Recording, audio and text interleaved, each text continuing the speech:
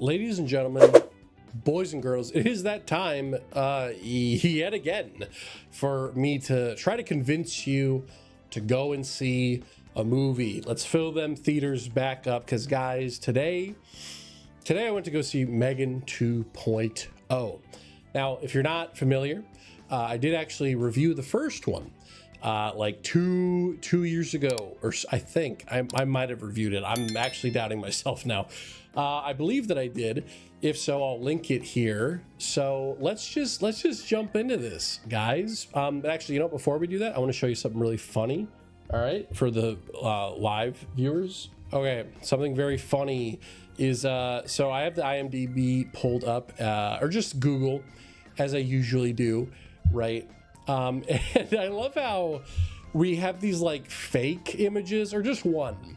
So I want you to decide, looking between these ones. Okay, so we got this one, we got this one, and this one. What one do you guys think is, what one is not like the other? Probably this one. I just find this so funny because, you know, when the second one was announced, people were like, wait a minute. The sequel, she will be black. That'll be the scary part. It's like, come on, man. What is this? You know what I'm saying? Boys and girls, what did I think of Megan 2.0? This is a very fun movie. Very fun. Is it a perfect movie? No. Is it a fantastic movie? No. However, you know what? Damn it. I had laughs. I had a lot of fun. Let me talk about the first movie first off, okay? So the first movie, I remember being very iffy on it, because the whole issue I had with that one is that you have... Let's talk about the first movie, all right? I had a bit of an issue with that one.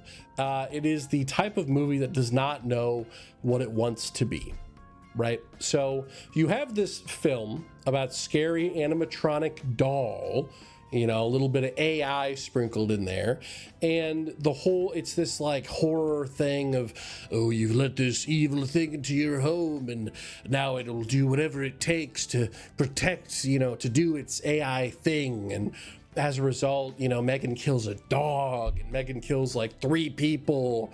But what held it back was, it was PG-13. So it was kind of trying to be a horror movie, but but at the same time, the other half of it was tropey and kind of funny in a weird way. So my main desires with this one is we have to go one way or the other. Are we going the Annabelle route, or are we going the slapstick, I don't know, Naked Gun route? You know, pick a lane is my main thing. And this movie picked its lane. It 100% picked its lane. And depending on which lane you preferred, that is where the differences lie. So I'm looking at the review scores, and hoo boy, this is split in the middle, just as I previously stated. 59%, actually 60%. There's no audience score right now. I think the audience score will probably be around like 70 something percent. And I think that is closer to being correct. But I can see where people would not necessarily like it, because if you are going into this thinking that it's a horror movie, you are wrong. You are wrong.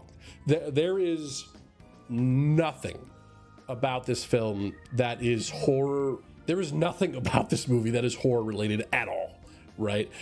I mean, are there kills? Yeah, there's kills.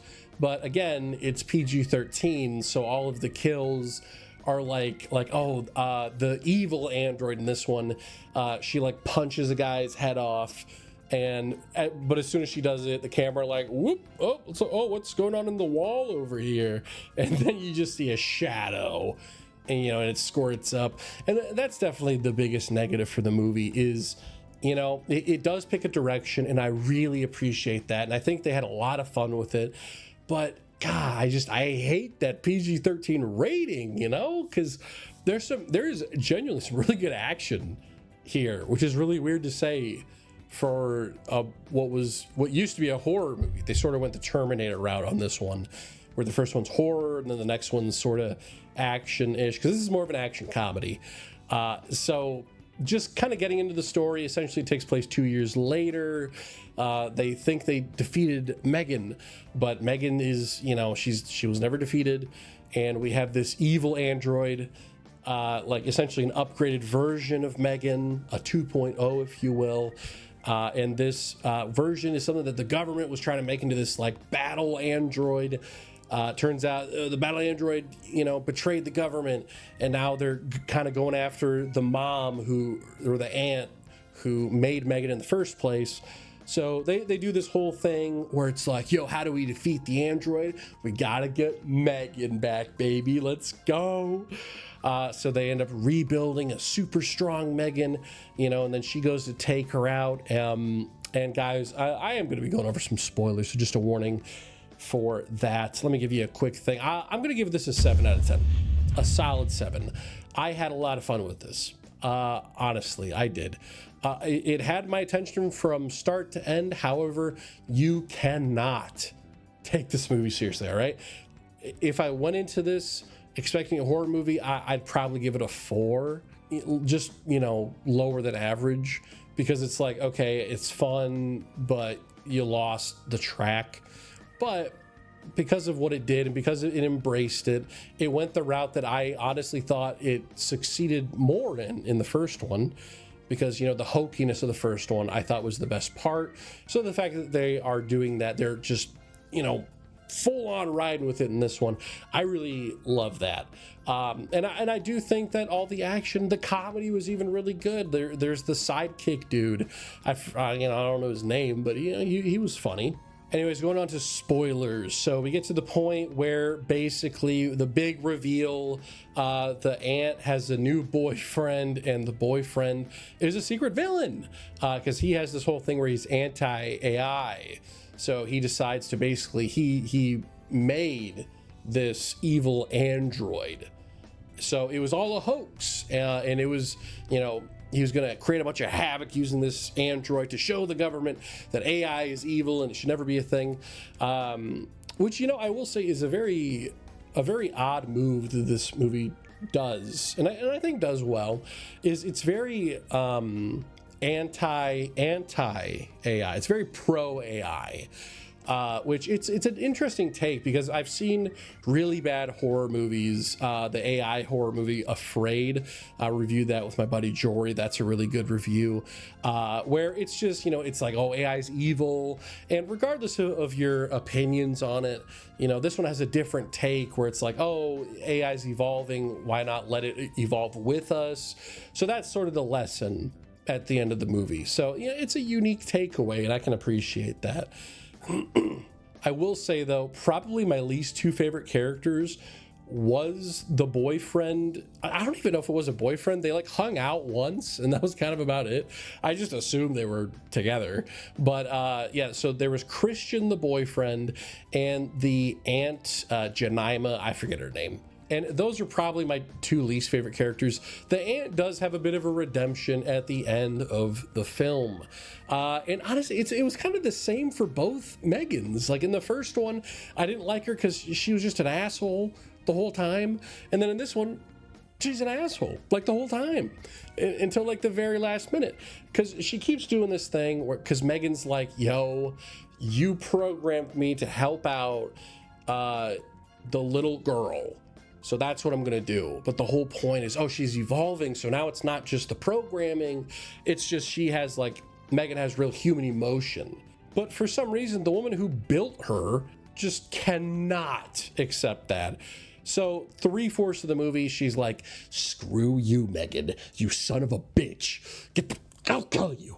Yeah, like the whole thing. But then, you know, and I get why they do that, but it's just kind of dumb. It's like, why is the person who built her, who knows what she's capable of, why is she the one that's fearing her? I think it would have worked better if the daughter, the little girl who Megan was supposed to protect in the first place, if they had some sort of a conflict, because she was just kind of cool with it.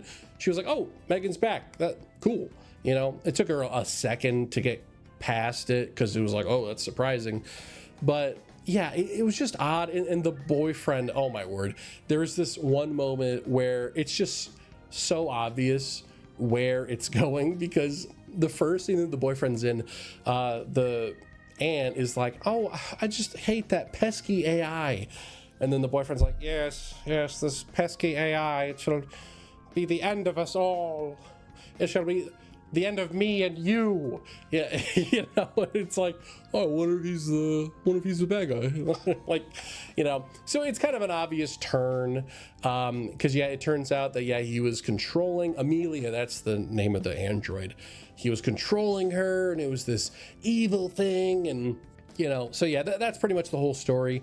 Megan does the typical sacrifice at the end where she blows herself up with an EMP blast, shutting off the main android, because the android was trying to get to this ancient AI, which is like this super powered AI because it's been evolving for 30 plus years, you know, cool stuff like that. So I know I'm sounding pretty negative right now, but overall, the entire story, I loved it. I enjoyed so much of it. This is such a fun movie. This is the type of movie where you're there for the laughs, right?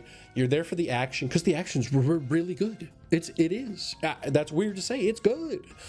And yet there's just not much more to say on the matter. Like, it made me chuckle. It made me, you know, like these characters. I was attached to all of them. There was no believability issues. It all made sense from a weird believability standpoint. Like, one of the big issues that Megan has is she's like, oh, I have no problem killing other people. I just won't let, you know, the little girl die. But they put this chip in her to where she can't do that. So she like has guns, but she can't shoot them.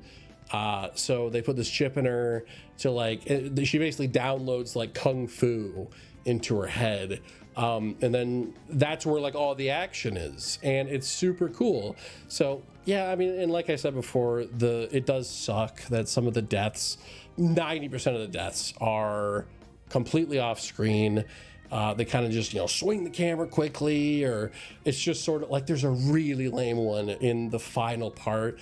The bad guy almost gets away, and then Amelia is finally like cut loose from his control, and then she goes up to him, and then the camera like pans up a little bit, and then it's just like a little like they took a tomato ketchup packet and just went. That's all you see. You just see a little blood splatter, you know? You don't see any body parts. You don't see her like about to do anything.